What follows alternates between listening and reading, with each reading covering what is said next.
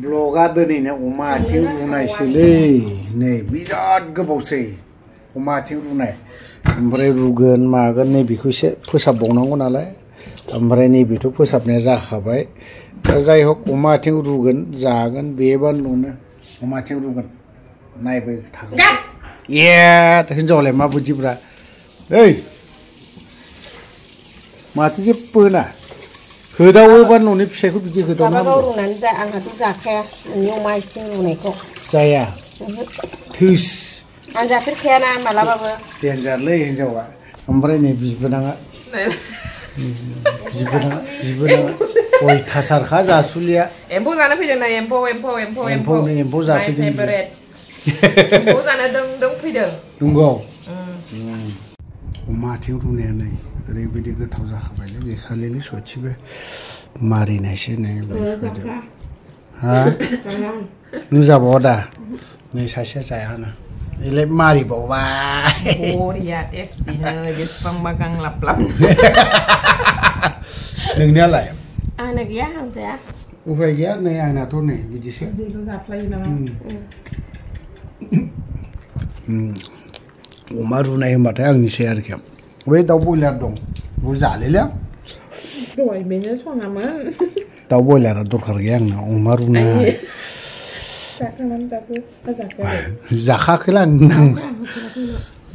जादों नोंसोरो अमा बेदर रुनाय जाखांबाय जाखांनानै ओमफ्राय माबा बाक्सा जिल्लानि साद्रि नांगौनो बाक्सा जिल्ला उदालगुरिनि माबा खेरानो माबा माबि मेथाइ दोंसे ओंखारदोंना बिराद मोजां जादों बे बैसागु मेथाइआ अमा बेदर रुना जानायाबो सुपार जादों आरोखि ओमफ्राय बिबोनां सासे दंमोन बिबोनां पन्स बेसारा बिबो आंनाव फैदोंब्लाबो बियो मालाबाबो बियो मा होननानै बुङो अमा बेदर रुनाय मोनजाफेरा दिनै मोनजाबाय बोरैबा ओरै माबा जादों आरोखि गोरोबदों ओमफ्राय लोगोसे बियो एम्फौनि ओरैबायदि फाग्लिखा पन्स बिबोनाङा एम्फौ होनबाथाय थै थांखा ओंखायनो आं दहाय बुंखादोंमोन नालाय दे पन्सआ लेंहर एम्फौ लायनो थांगासिनो दं आं होननानै ओमफ्राय दा थिग बेबायदिनो एम्फौआबो मोनफैबाय जाय एम्फौ हरदों बिनिसिम रोजा रोजा थेंक्स ओमफ्राय टमेट' फिसाबो हरदों गावनि न'नि ओमफ्राय थारायबो हरदों बै व्यक्तिनिसिमबो थेंक्स बावहरनाय थाबाय एम्फौआ नै बेफोरबायदि दंबावो आरोबाव एसेबाव बेखौ सानथामसो दोननानै लाथा खाहोनानै जानायसै आरोखि ना ओमफ्राय थिग पन्सखौबो लिंहरगोन जाहोबावगोन आरोबाव बियो एम्फौनि बिराद फाग्लिखा बियो थ' दिनैनि ब्लगा ना अमा आथिं रुना जानायनिल' आं दहाय जानायखौ बारा खोन्थानाय जाखायाखै बिराद गोबावखासैमोन अमा बेदर बा आथिं रुनायनि ब्लग लाबोयैया दिनैनो आरो लाबावगोन बैसागुआव एब्रावहाय हेभि बेलेग स्टाइलनि अमा रुनाय दिनैना बेम्बु सुट होदोंमोन ओमफ्राय बिराद मोजां जादों बेम्बु सुटआ नैबे लकेल बानायनाय दे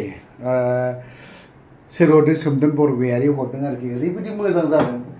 दा बुंसै बेवाइया बानायदोंनो सोमदोननि बिसिया बानायदोंनो थेंक्स दिनैसिमबो दंबावो आं ओरैबायदि मुलि बायदि बाहायनानै जायो बेखौ